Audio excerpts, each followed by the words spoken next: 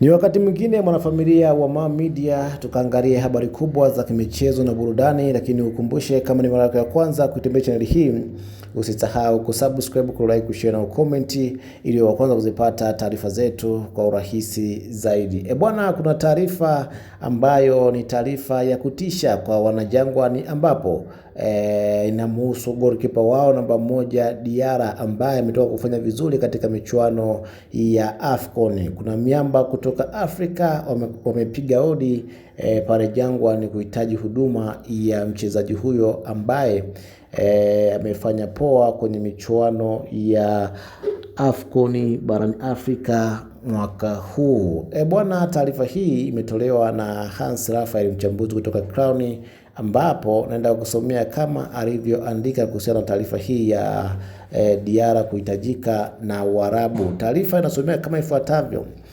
Breaking, Yanga amepiga chini ofa 2 kutoka Uarabuni kwenye vilabu vya Zamalek na CR Belouizdad. Timu hizo mbili zinahitaji huduma ya goalkeeper Diarra baada ya kuonyesha kiwango bora kwenye michuano ya AFCON, ila jibu la Yanga limekuwa moja: Diarra auzwi. Yanga hawataki kusikia chochote zaidi ya kubaki na Diarra. Hii ni taarifa ambayo imetolewa na Raphael kuhusiana na Diarra kuhitajika na Waarabu, lakini Young Africans wametia mgomo. Bila shaka Yanga kwa sasa hivi hawateteleki na hela za Waarabu kama ilivyokuwa miaka ya nyuma. Kumbuka pia sekeseke la Mzize, vilabu vingi viligonga hodi katika viunga vya Jangwani, lakini mwisho wa siku Yanga wakagoma na Mzize akaendelea kubaki katika klabu hiyo ya Yanga, lakini walimuongezea tu mpunga na mshahara wake kwa mnono. Lakini hii ni taarifa kama Waarabu wakiwa serious na wakamuoa Diarra, itakuwa ni pigo kubwa sana kwa Yanga kwa sababu watakuwa wamepoteza kitu bora kweli kweli. Kwa sasa hivi barani Afrika ni miongoni mwa makipa bora sana.